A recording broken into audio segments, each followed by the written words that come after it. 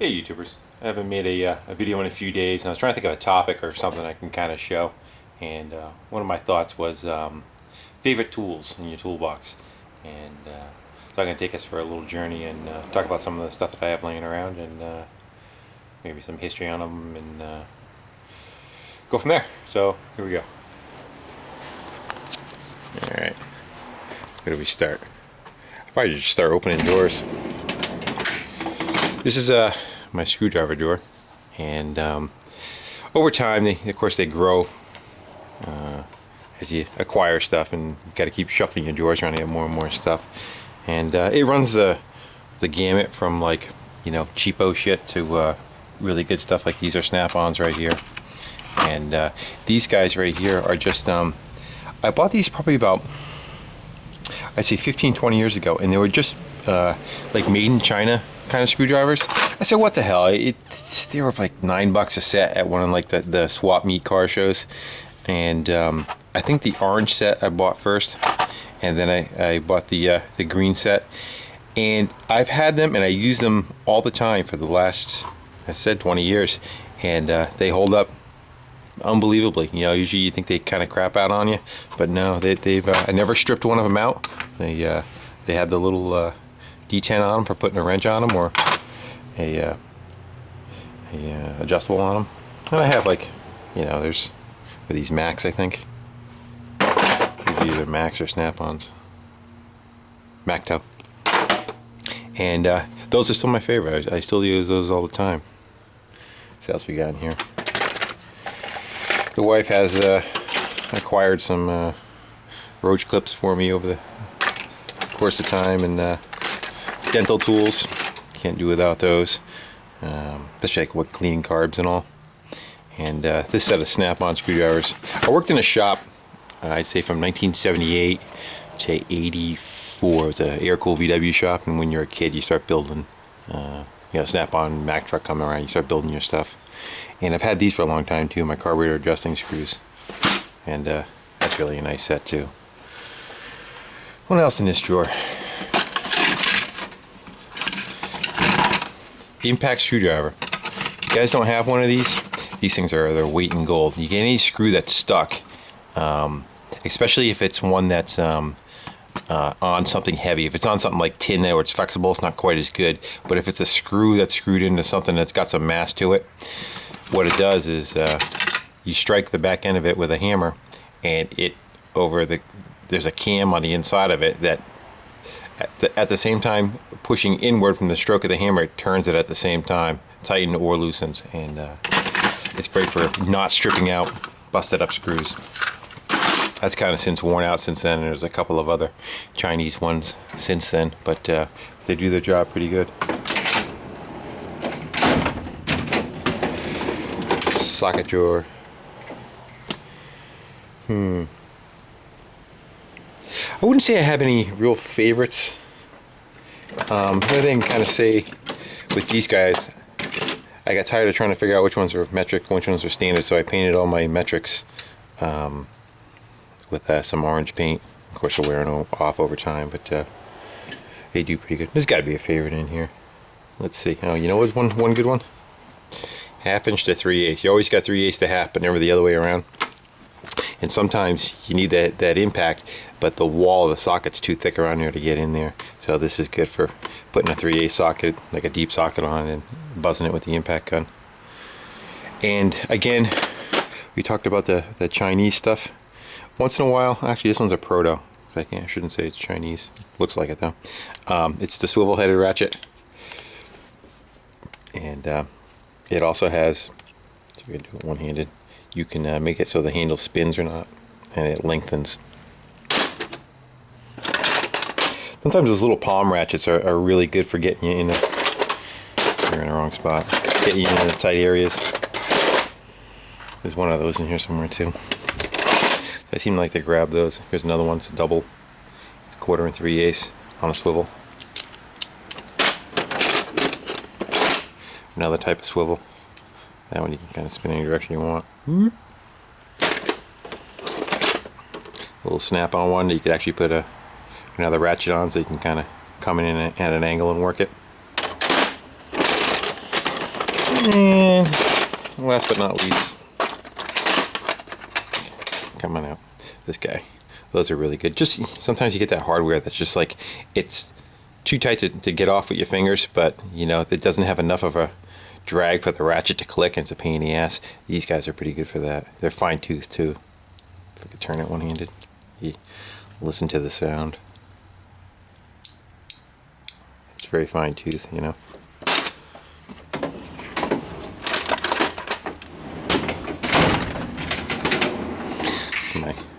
My plier drawer. Make sure I'm zoomed all the way out here. There we go. Favorites in here.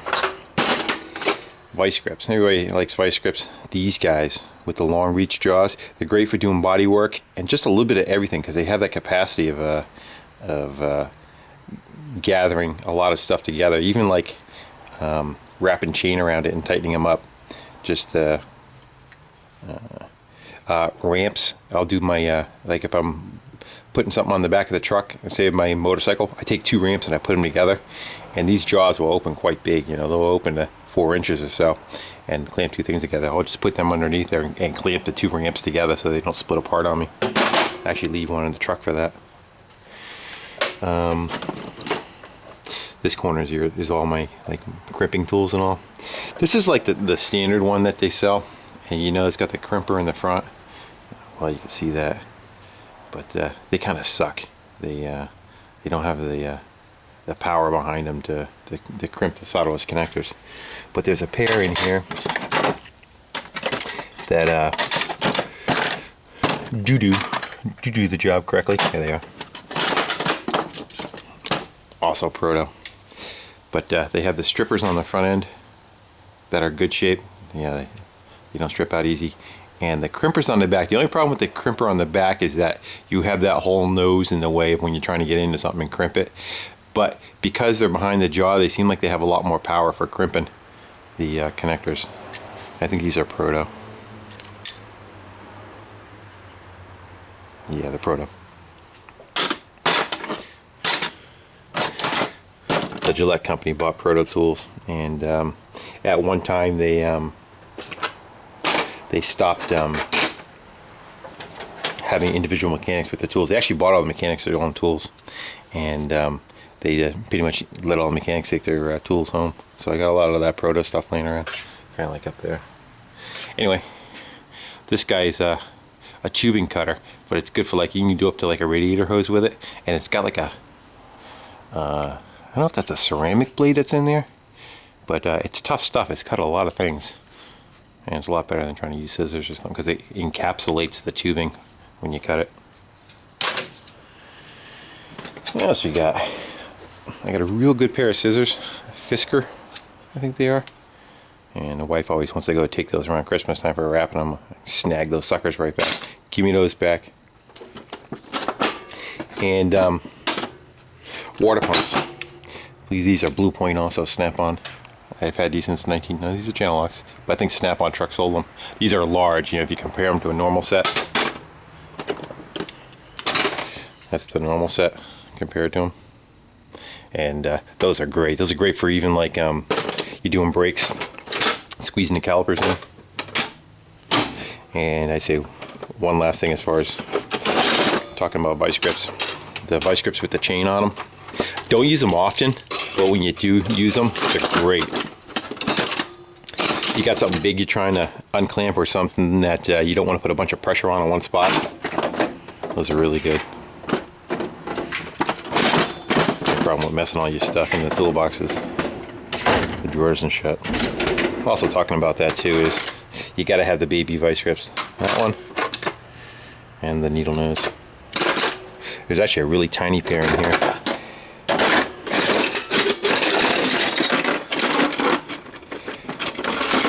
Somewhere there's a pair that's like that's just the small one. There's even one smaller than that I have. There they are. How tiny those are. What's that? 3.5 inches long. Of course, I over torqued them a little bit, and I had to weld the jaw back on. But you got to get in a little tiny tight area, you know. They do the job.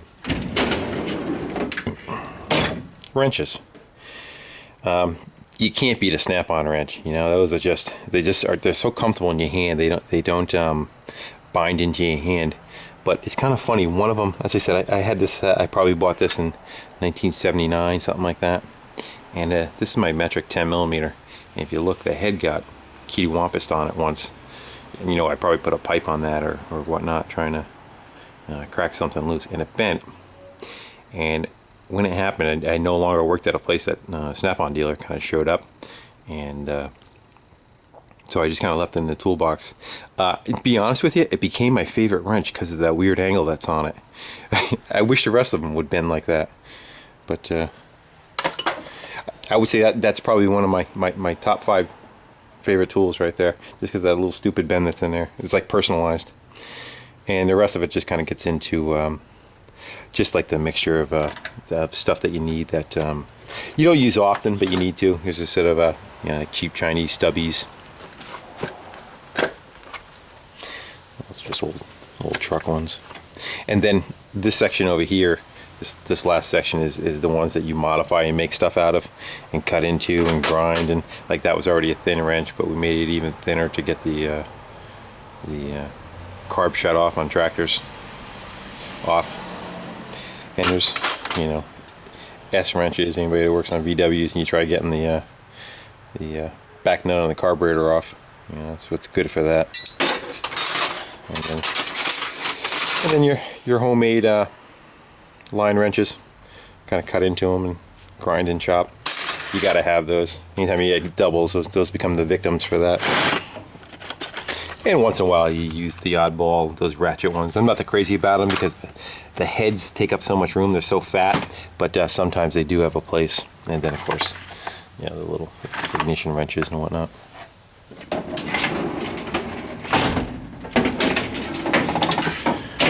Hammer time.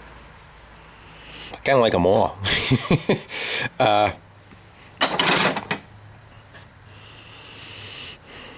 This is probably my favorite for beating the crap out of stuff. It's a brass hammer, so it doesn't damage too much of it. But it's got the persuasion behind it that you need. I actually took one of them out of the drawer. Oof. Back in there. This one right here was a Snap-on, a Blue Point, and a dead blow hammer. And again, it's now say 82, 92, 2002. It's 40 years old I've had it. No, it can't be 40, 30 years old. I'm not that old. It had like a red jacket on it, and it since has chipped away all over the thing, so I really don't use it that much anymore. But it's definitely it had its heyday. It doesn't have a bounce to it, you know. And dead blows I see now are all those plastic ones. I want one with a steel head on it. You know, they got the pellets inside of it that take the shock out of it. So I don't know if I could try trading that back into Snap-on, because it no longer says Snap-on. I used to say, you know, the Blue Point on the handle, but I may try it. If not, I just may make a handle up for it again.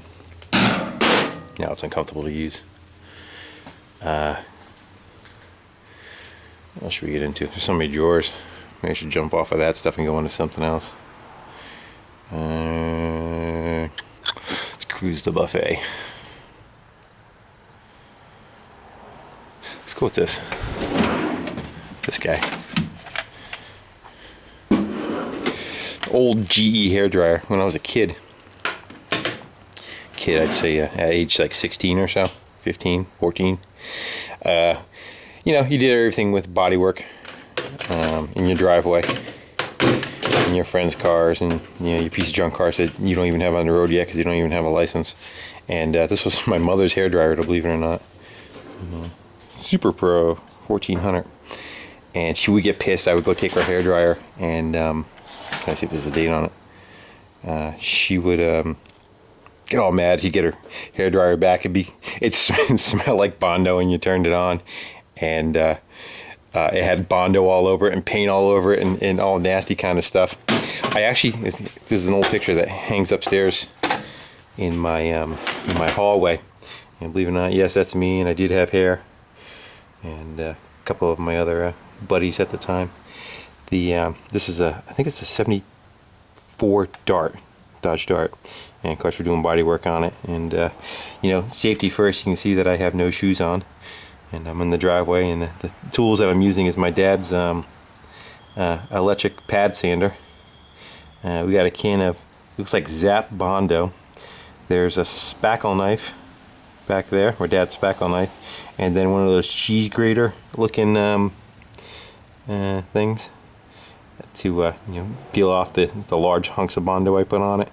So I'm have at it. My hands still look the same. Look at my hands now, and look at my hands then at age 15. Didn't change much. Anyway, I was hoping that it was in this picture, but I would have been using it's probably right behind my leg, and this stuff is the hairdryer laying around somewhere. And if you look in the background, there's my my 70 Maverick with a 302. I think I paid $200 for it. Seemed like a lot of money back then. Again, this was probably 76, probably right around there. Maybe a little 70, 78. I don't know, 79, 79. Yeah, go 79. So anyway, they took their hairdryer back, and my dad cleaned the whole thing up. I guess they took it out of somewhere, and my mother got actually pissed that they cleaned it up. He cleaned it up, and I guess because they had memories or something of me doing that stuff and what the stuff I do now. So he went back and he put a bunch of paint spots back on it again, and they mailed it to me for Christmas as a gag gift. It was kind of funny, but the funny part is I use it all over again because it's a good hairdryer. It's a 1400 watt. It pumps out a lot of heat. You see the fins are getting all filled up with dust again, but I still use it, back in circulation. What else? The candy's dwindling away. We're down to like 5 pieces left. You know, the wife likes the Milky Way darks, so she's been chewing on those, and Halloween's still a week away, so be it. Well, I don't know if you guys want to kind of add into some of the stuff that you guys have, your favorite tools, and do a little return video. Go for it. Let me go walk around here, see if there's anything else I can kind of talk about. Oh, this grinder. I got one of these grinders here. This Makita, this one right here. I was thinking of the Rick Fix when he stuffed that wire wheel in his face. I know what he's talking about. This one right here, I bought this, I would say 1982 I've had it, right around there, just when they first started coming out. And I had a shop, and a kid was over there trying to help me, and I had a cutoff wheel on it, and I had a guard. There was a guard on it, and he was cutting exhaust. And you know when you cut the exhaust, and the exhaust bends down and binds up on a blade and kicks out. And I warned him ahead of time, and I hear the thing stall. I'm like, I told you that thing kicks. He crawls out from underneath the car. He's got it stuck in his shirt. I'll turn around and show you. He had it like stuck right in his shirt right here, wrapped around, and it cut him right in the throat right here. Made a big cut right at his trachea, and it was nasty. Of course, the cops and the ambulance and everything came, and well, that was just when I was trying to start up a shop, and that was the end of that shop. It got shut down after that. I had no insurance or anything, and just kind of, I'm always leery about people working at my shop now. But that's already got, the kid was okay. They just kind of sewed it up, and the guy said, with a scalpel, he goes, I couldn't have made a better cut myself. And unfortunately it was all right, but that was a scary moment. Let's see what else we got here. I'd probably say this impact gun. I've abused the living hell out of it. I'm not even sure who the make is on this one. I think it's a fairly decent one. Gotta pop the cover off to see. I think it was a Mac or a Snap-on, but that's the one I use all the time. And then probably used all the time too is this SK deep socket impact sockets. I use those for all pulling wheels off of everything, anything and everything. You can kind of use metric and standard with a 6-point because you can kind of cheat with a 6-point, whatever fits, as long as it's got a little bit of a pretty good tooth on it. What else? Yeah, I'd say those would probably be the favorites. Everything else is just my likes. Alright guys, thanks for watching. Maybe I'll do a power tool one at some point, and kind of go from there. But if you like, feel free to comment or add some of the stuff that you guys have had over over the years, or still have, or wish you had, and whatnot. This car's been running good. I've been running around town with it. It's kind of funny that you know, you were in a, like, say you're cruising around a Mustang, the guy gives you dudes give you a thumbs up. Women look at this car and their heads are like bending out of the car, peeking around the corner trying to check out what it is. So I have a feeling when it gets sold, it may have some female influence in the family that wants the car. So, all right guys, thanks again for watching. Take care.